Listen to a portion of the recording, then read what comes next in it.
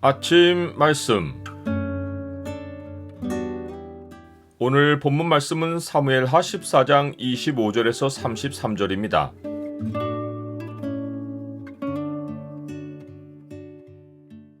주께서 보시는 것은 외모가 아니라 중심이다. 오늘 본문을 죄의 창으로 보면 사람이 칭찬하는 기준이 무엇인지가 보입니다. 죄의 창을 보여준 구절은 14장 25절입니다. 온 이스라엘 가운데서 압살롬같이 아름다움으로 크게 칭찬받는 자가 없었으니 그는 발바닥부터 정수리까지 흠이 없음이라. 압살롬이 외가의 피신에 있다가 다윗의 허락으로 3년 만에 집으로 돌아왔으나 왕이 자기 얼굴을 볼 수 없게 하라고 명령을 내려서 이태 동안 예루살렘에 있습니다. 그러나 압살롬은 이스라엘 백성에게 엄청난 주목을 받고 너도 나도 압살롬의 아름다움을 크게 칭찬합니다.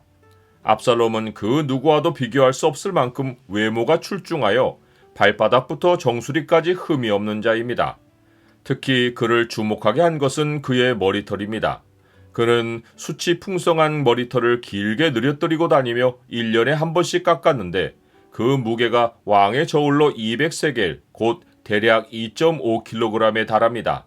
그의 머리털은 마치 왕관과 같고 걷는 모습은 위풍이 느껴지게 했습니다.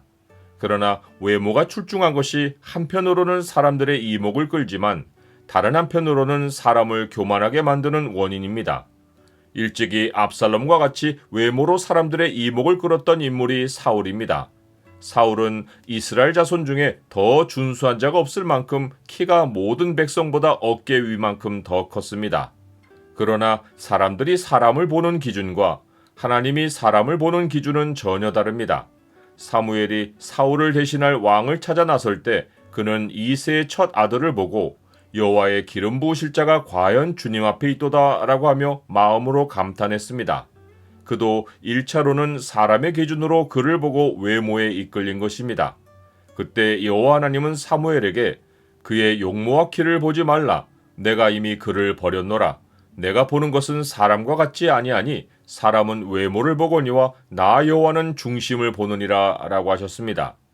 내가 이미 그를 버렸다라는 말씀은 사람의 이목을 끄는 용모와 키는 하나님의 뜻을 이루는 것과 무관하고 하나님은 이미 그런 것을 하나님의 뜻 밖으로 던져버려서 사용하지 않으신다는 의미입니다. 하지만 압살롬은 이후 사람들이 자기 용모에 이끌려 마음을 여는 것을 이용해서 그들의 마음을 훔칩니다.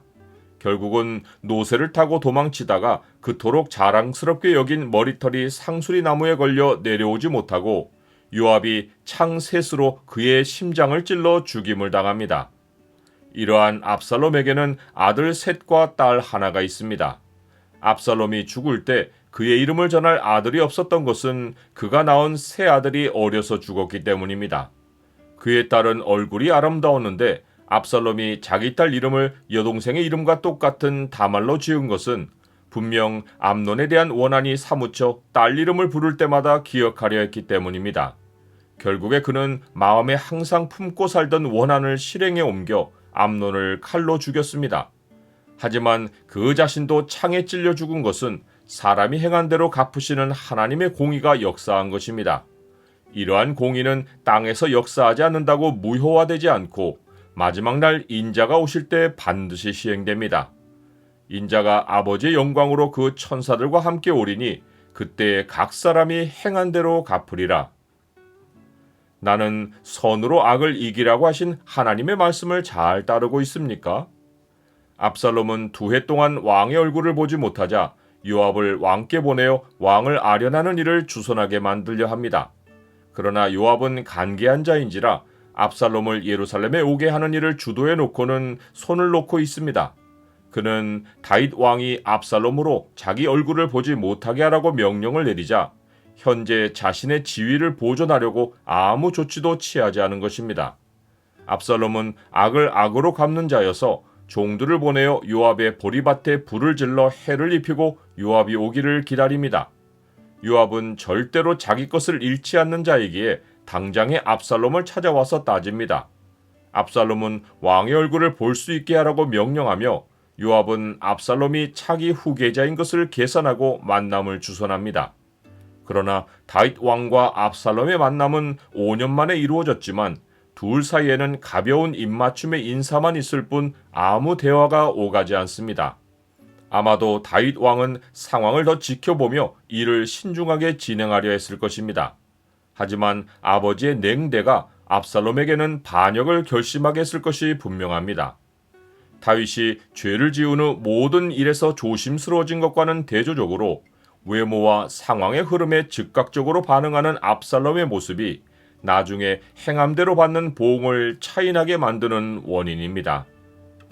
하나님께서 각 사람에게 그 행한 대로 보응하시되 참고 선을 행하여 영광과 존귀와 썩지 아니함을 구하는 자에게는 영생으로 하시고 오직 당을 지어 진리를 따르지 아니하고 불의를 따르는 자에게는 진노와 분노로 하시리라.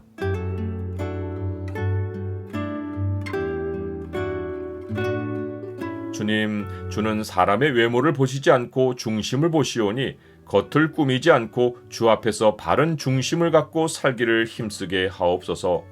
겉으로 드러나는 현상에 즉각적으로 반응하지 않고 참고 선을 행하며 주의 판단을 기다리게 하옵소서.